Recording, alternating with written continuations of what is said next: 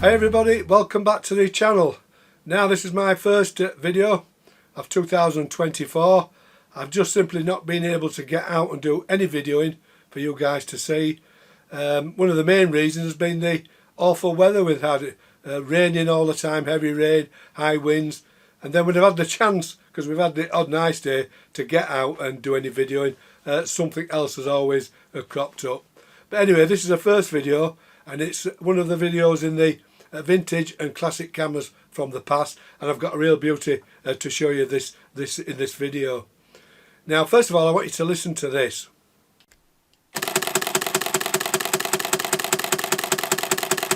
Now that's a camera from, I think, around about 1992, the Canon EOS 5 film camera, and that's it with its auto winder going, and I think it's firing round about, I think in the manual it said 5 frames a second, but it doesn't sound like that to me, but it is firing at a rapid rate for that time.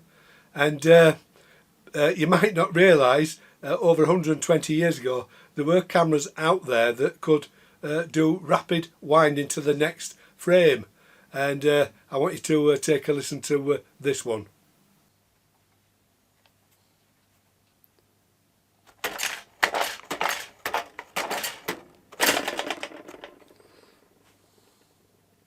Right, that was the highly mechanical sound of the old vintage camera moving from frame to frame, with a little bit of help with me moving a lever.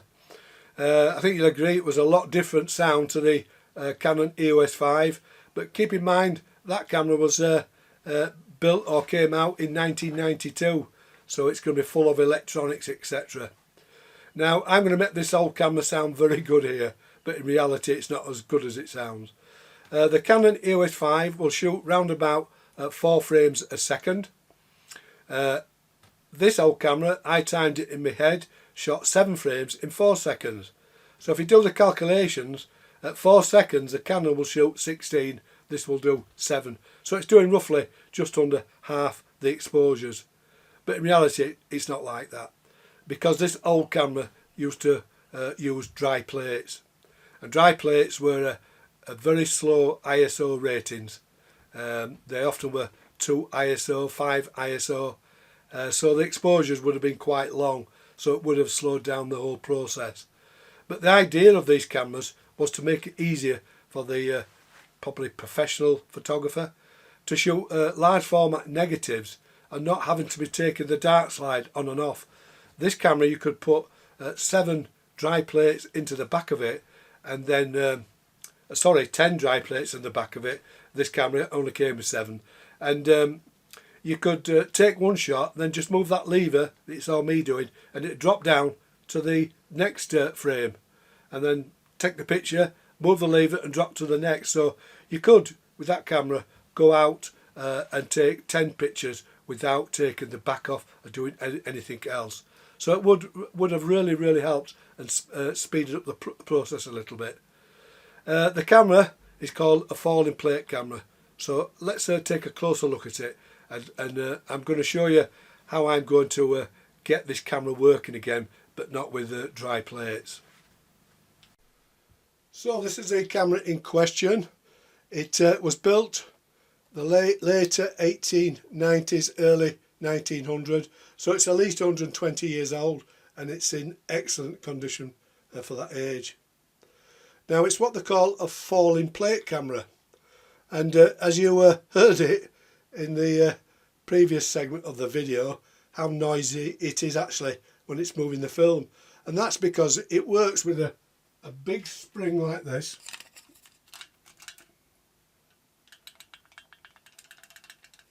and gravity.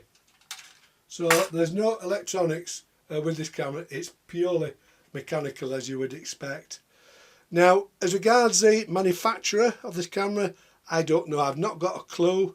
I can't find it anywhere on the net, and there's no names on it. So I think in that era when these cameras were made, there was a lot of small manufacturers, and they didn't always get the names printed onto these cameras for whatever reason, but I can't find a name. So my objective with this camera, because it's a plate camera, is to get it going and to try and get some filming. I'm not going to use plates. You can buy them, but they're quite expensive, and I don't think it's a camera that I'm going to use all the time. It'll just be a showpiece, but I want to try and get some film into it and take some pictures. So that's the objective of the video really, apart from showing you it as a classic camera from the past. Now the camera itself has a lot of things going for it, and some of the things I don't understand, don't know why they're there, but I'll show you. You might have a clue, and if you do, just let me know. So let's get really in and have a good close look. Right, before we look at the lens, we have to open the door at the front. Now I fitted this little lever here. It was missing, and you need that to open and lock the door. To open the door, you simply press down and it drops down like that. And when we open the door, it reveals the lens assembly, etc. Now I had to do a little bit of work to get the camera working, and the first thing, the camera is scale focus, and there's a lever here.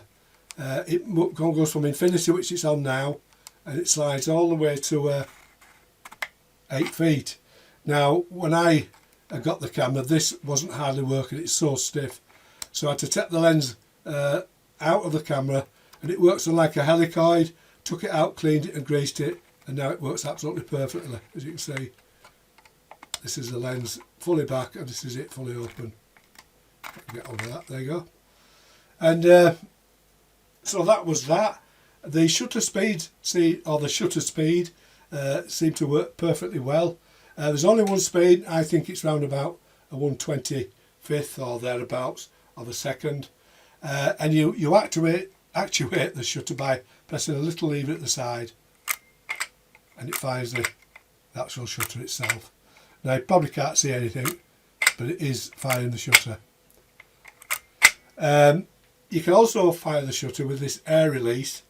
Now I've put on this red piece of pipe because I haven't got a piece of flexible pipe wide enough to go over these, I call them nipples really, they're like grease nipples. So one would have gone over that and then connected to this, and then connected, there's one on the outside, and you could have used this camera from the outside, but I've done it this way. So I just put in the air release, push it onto this piece of red pipe, if I can get it on, that's it, and then press the air release and it fires the shutter. It still works great, although I had to take this off, take it to bits and clean it and re-grease it, or re-oil it with some very fine machine oil. The front element, I think this is what's called a double meniscus camera lens. So it's got two elements, one at the front and one at the back. Just screw this out. This element was really dirty. The back one was really clean. So I took that element out and give it a really good clean. Don't know if you can see that. I give it a really good clean. And then just refocus. There we go. And then it reveals the aperture, and you move the aperture by moving this little lever at the bottom there. All works great, and you can see the aperture opens. Now it won't open further than f11. I put some white paint on those to make sure we can see them. So its widest aperture is f11, and you see as I close down it goes to f32. But the aperture is really nice. Some really nice action going on there, and the leaves look really nice. Really nice aperture. I'll fire the shutter again, and you'll probably see it working now. There we go. And then if I move this lever, that puts it into B, and then move that lever and it puts it into time. So press it once, it stays open, press it again and it shuts. All that worked perfectly well, so I didn't have to do anything inside the shutter. So all in all, I've got it working really nice. As I say, I'm not sure of the shutter speed, but I think it's around about 1/25 of a second. Now this lever here, I don't know what, this moves when I press the outer lever, but I don't know why that's there. There's a little hole in this lever here, that what fires the shutter. Maybe attach a cord to that, I don't know, but I don't know what that is. And the other thing I'm not sure of, and I'll move out now and show you that. It's on this actual door itself. There's a little lever that I can turn, and it reveals the lens, and I can shut it. So I'm not sure what that's for, whether it's for very long exposures where you leave the camera open on B, but you do have a time setting on the shutter, so I'm not entirely sure. And the other thing is, when I open the door, I'll just point the camera down.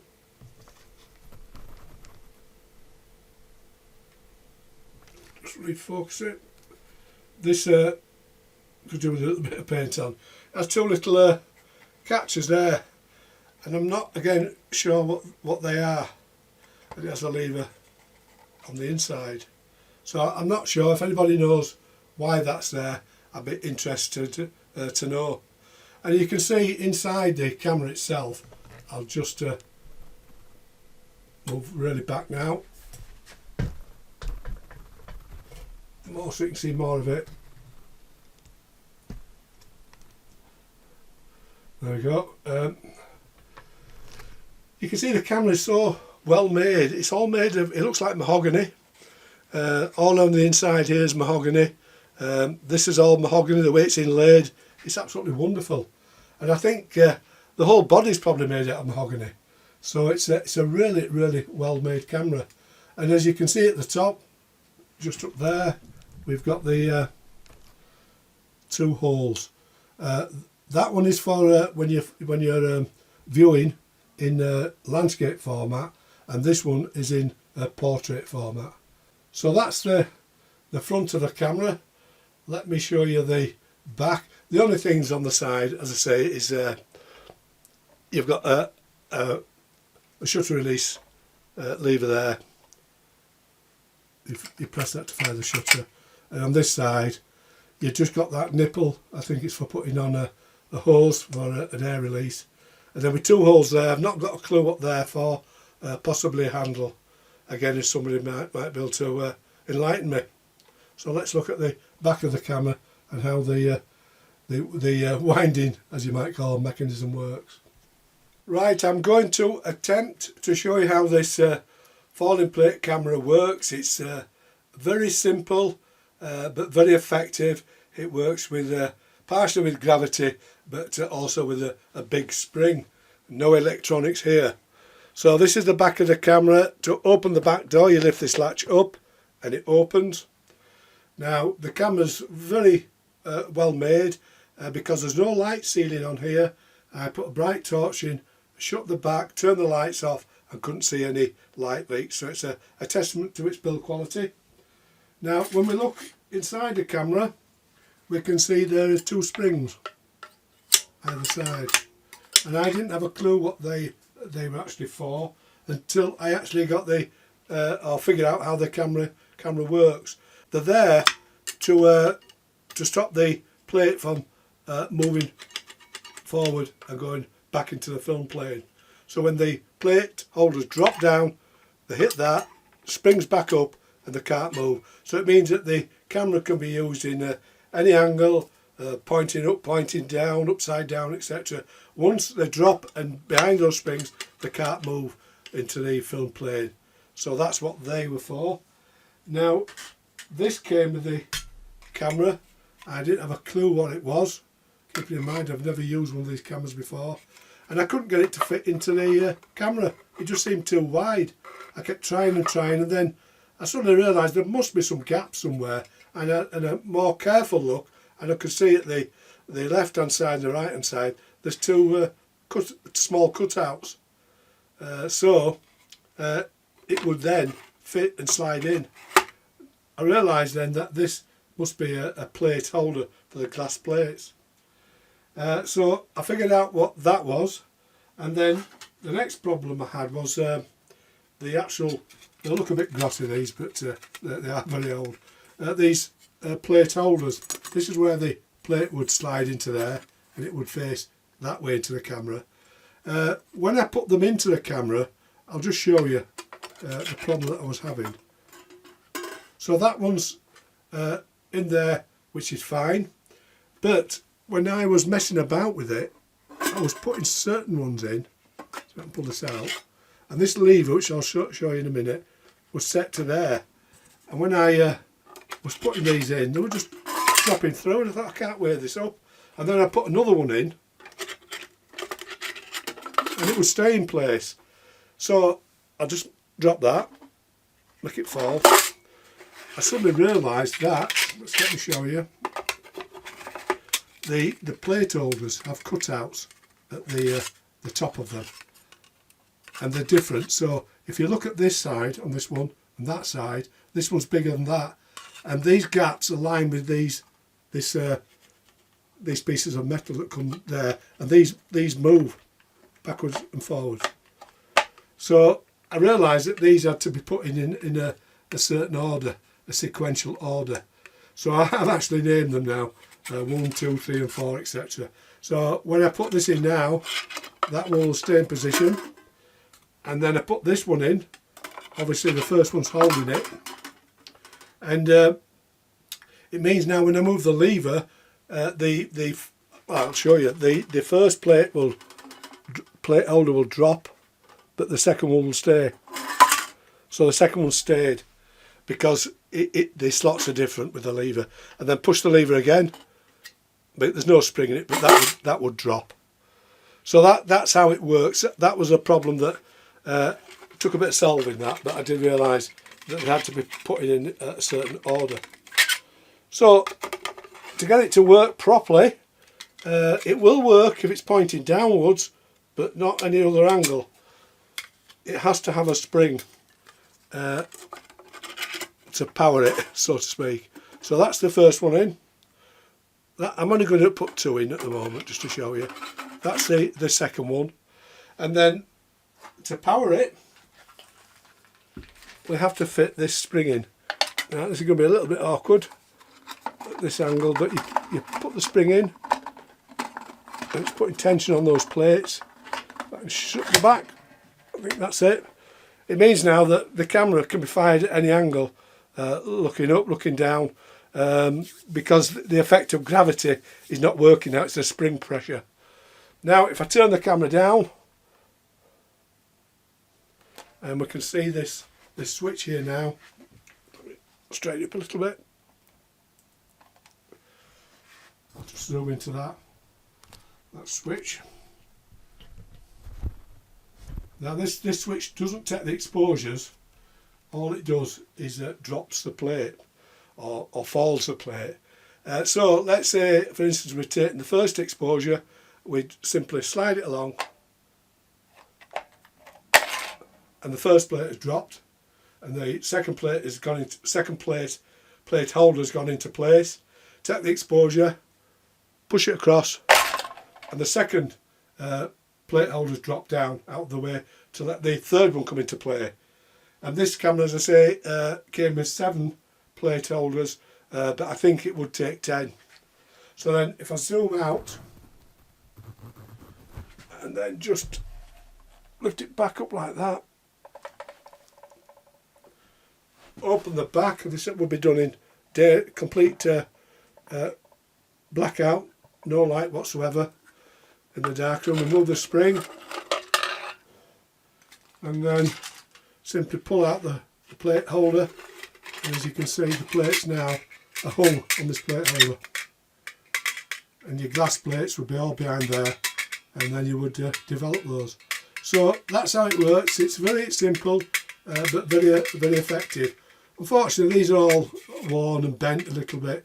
I've got a couple that I'm going to try and make them a little bit better, try and straighten them, etc., because I want to try and use this camera with film rather than the glass plates. Right, just want to show you briefly, going through the sequence, how this camera works. But first of all, I didn't mention about the lens. I think it's a double meniscus lens. It has one element at the front and one at the back. so it should produce some decent images. The focal length, again, there's nothing marked on the lens, but I've measured it. I think it's round about 120, 125 millimetre. And the focusing on this camera is done by scale. It runs from 8, it doesn't say metres or feet, to infinity, and then the in between figures. I think it will be in feet, because I think this camera was made in the UK. I don't think it'll be metres. So that out of the way, obviously with a camera you would set it up on a tripod, decide whether you want to be in landscape format. If you did, you'd be using that window, or portrait, which we're in now. I'd use this window, and then look through the window to get my composition. It's a very bright to find as these. Get the composition, open the door of the lens. The shutter, I'm not sure what it is, I've no way of testing it, but I think it's round about 1/25th, 1/30th of a second. So I think using a model light meter, I'd work from 1/30th and then take a light reading and set the corresponding aperture. And on this camera, the apertures are from f11 to f32. Now once you've set your distance and set your aperture, your shutter speed is set, you would then frame up using that, and then press this lever at the side here. Press it right down. There's no real clicks, you've just got to press it right down. It does fire each time. And then once you've done that, then you drop or fall that plate, and then you're on to the next photograph. It's important, like with roll cameras with red windows, that after each exposure, make sure you're onto the next frame, or you will forget and you'll double expose. Right, I'm just going to show you briefly how I'm going to get film into these plates, because they were designed for glass plates, because I want to take a couple of pictures of this camera and just see what it comes up with. It should be very interesting. Right, I've got a couple of film holders, best of the bunch really. I've cleaned them up and painted them matte black, both sides, so that keeps all the dust from getting on the film. And when I got the camera, it came with this sheet of film that had been cut. So I tried it, and it's the right width, and it goes underneath like that. But I don't think they made it long enough really. It could be a little bit longer. So I'll remeasure it, and I'll cut it on my paper cutter. I can set a little jig up so I can get the right size that I want. But the problem is, if it goes in there, the film, when it's moving about in the camera, especially when you make the negative fall, I think it's going to drop out. I have tried, look, it's just dropped out. So I'm going to have to find a way of making sure that the negative, when it's in this holder, because don't forget this was designed for plates to go in there, and these gaps at either side are probably about 2 millimetre, so they're a lot wider than the film. So I get my film in, and the way I'm going to do it, and I've tested it and tried it, is I'm going to use a little bit of a blue tack, and it does work. If I put a little bit in that corner there, push it in like that, because I'll probably crop this negative a little bit, and then get another little bit of a blue tack and do the same at this corner like that. Now I've tried this, there's no way that this, whatever I do, I can't get the film out of that. So that's the way I'm going to hold the film into these holders. And as I say, I'm only going to take 2 shots with the camera. I just want to see what results I can come up with, and it makes it a much more interesting project to do when you get an end result, whatever it is. So the next difficult task is actually cutting the film. I said I'd do it on the paper cutter, which I'm going to do, but I am going to have to do all that work in the dark, pitch black. So I've got to set it up so I can just feel my way around in the dark and get the film properly aligned up, etc. Then I've got to put them in the holder, hold the negative in with blue tack, and then put them into the camera, and then I can switch the lights on. So hopefully I'll see, next time I see you, we'll be out with this beautiful old camera, and let's hope we can get a couple couple of decent exposures.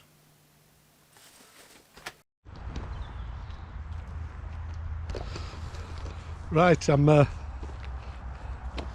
going to get my first photograph, and with this one I'm going to set the camera up and try and estimate the distance from the lens to the film plane and the subject, and hopefully try and get some out of focus blur from this lens.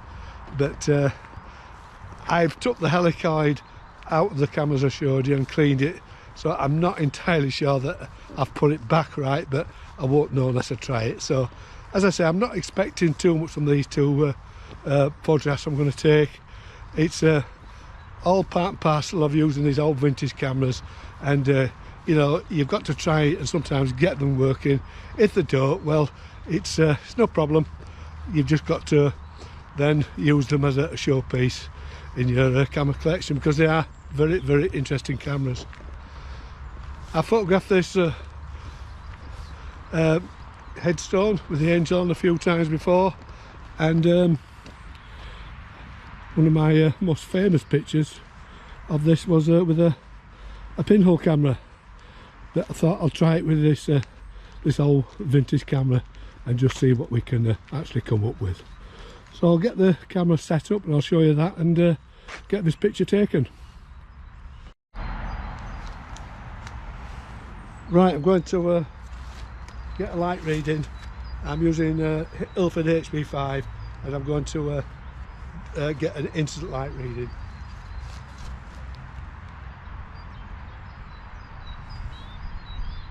And that is giving me at 30th of a second f32. So I don't know if you can see that reading. So I'll get the camera set up now to make that exposure. Open the door. I'm going to set it to 8 feet, approximately around about 8 feet there. The aperture to f32, which is there. No shutter to cock on this. And then to get the composition, I've cut a hole out of a 35mm canister, just bobbed it over the top, and I don't know if you can see that, but it just takes the reflections out. So now I've just got to get the composition now.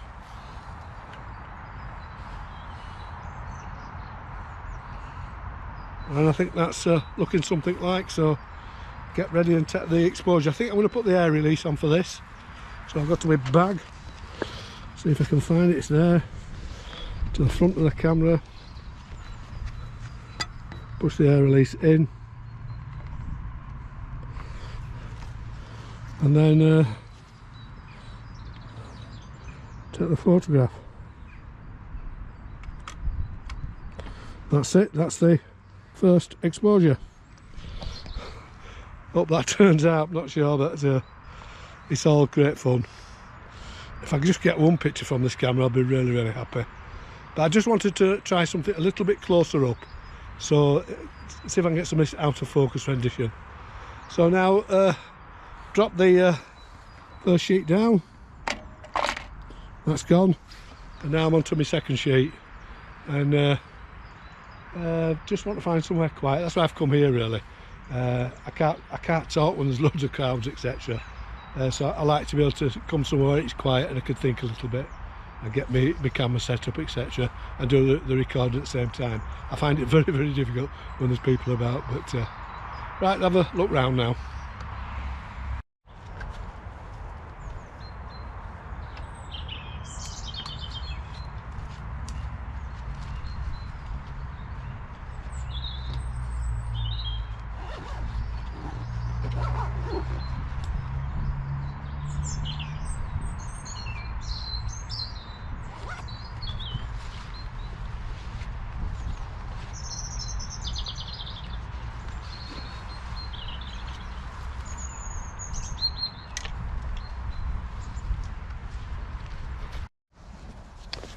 Right, for the second shot, I think I quite like this with Commonwealth grave in the foreground, and then the church in the background. I just need a little bit of sun, so not a very nice day today, but we do keep getting a little bit of break in the sunlight. So I'll get the camera set up here and just see what we can do. Right, I've just got the camera set up in the horizontal or landscape format, and we'll just see what we can do here. I think with this one I'm going to set it to infinity, stop the lens right down to f32 again, and just now check the composition. I keep this tube in here so I don't lose it, so it's a nice little handy compartment. Might as well keep that open, and then just check this composition using this this thing I've made now. That really does make a difference for me. I don't know if you can see that. That's with it off, and that's with it on. You might not be able to see that, but so I'll just check the composition now. Let you have a look at the old church. It's actually a chapel. I'm saying church, it's actually a chapel that's not used anymore. It's a shame really, but yeah, keep that. Gonna keep the gravestone at the left and the church or chapel spire to the right. Right, got that set up, and I'll take some light readings and then take the picture. Just wait for a little bit of sun to come out because we need it in this picture. And just while I wait for the light to brighten up a little bit, you might ask why I'm using this air release and not the lever at the side. That seems very handy to use, but I've found that that when I'm pressing that I tend to move the camera, and because it's got a very slow shutter speed, I'm going to get a camera shake, and I don't want that. The air release will fire the shutter but will have no movement whatsoever. So that's it set up in the landscape format, and just got to wait now until we get some decent light on the subject.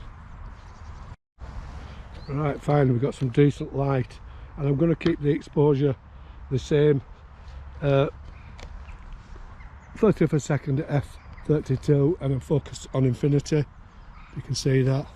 Take this shot now while the while the sun's out.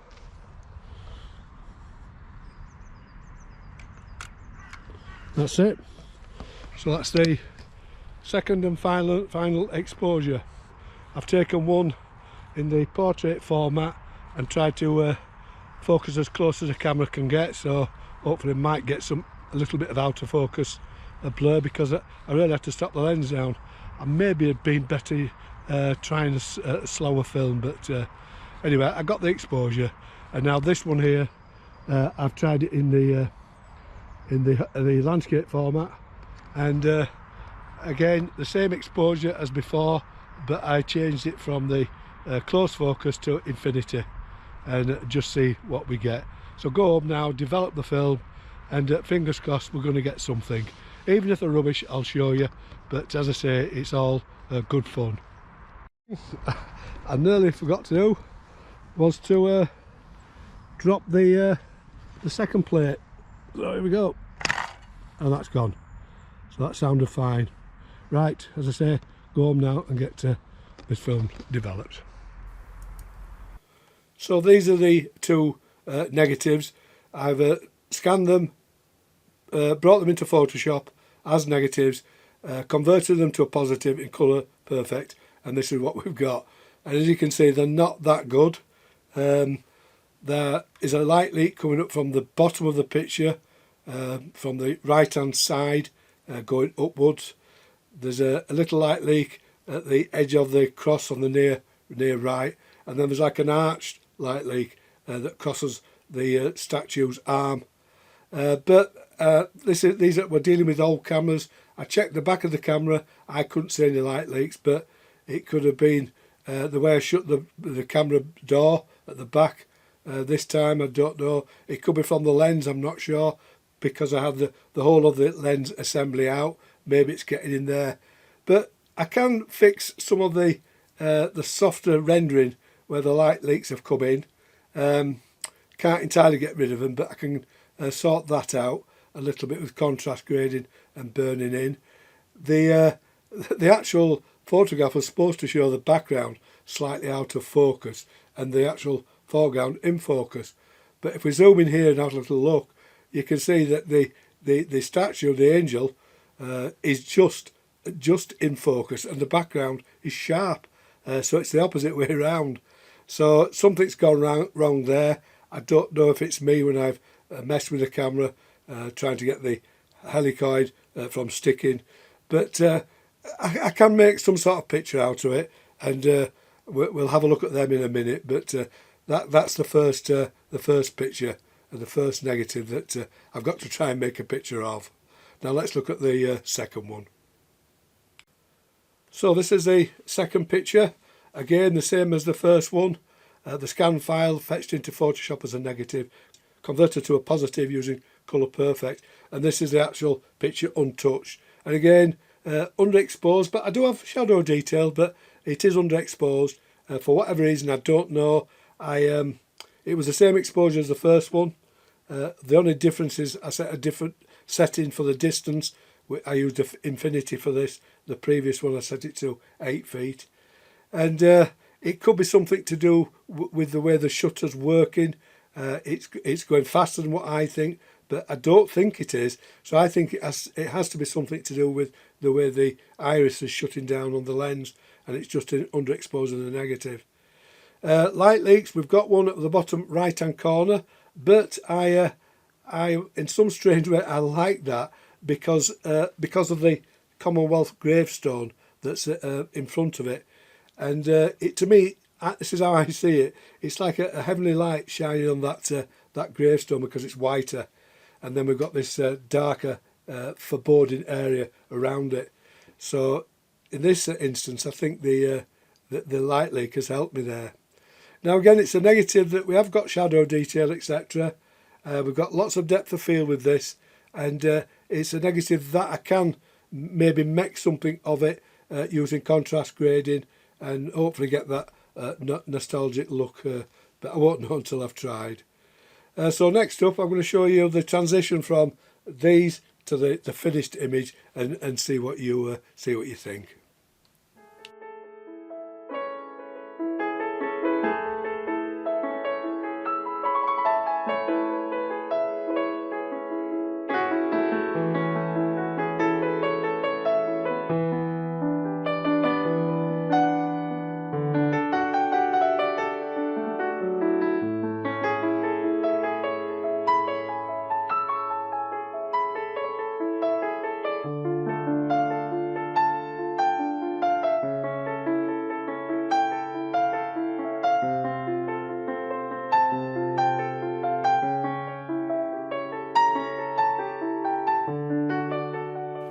Right, I hope you enjoyed those pictures, and they weren't that good really, but at least it shows that the camera does take some sort of pictures, and they also have that antique sort of old period look to them with the light leaks and the underexposure, etc. But for me, using these cameras, it's not always about the end result, the destination. I think the journey is just, and if not more important. You know, this camera was built around about 120 or 130 years ago. We don't know where this camera's been. Has it been abroad? How many pictures has it taken? What pictures has it actually taken? We'll never know, but at least I do know this now, that by taking those 2 pictures that I did, that I am a part of this camera's history, so I'm really pleased about that. Now, would I use this camera again?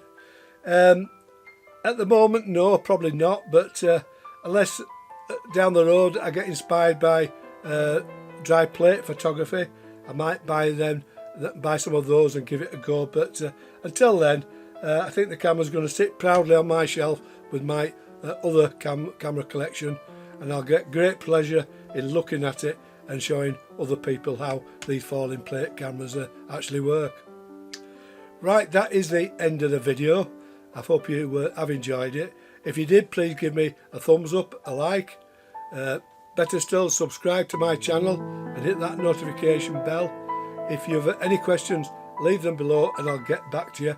As I always say, stay safe, and I'll see you all in the next video. The 1900s falling plate camera.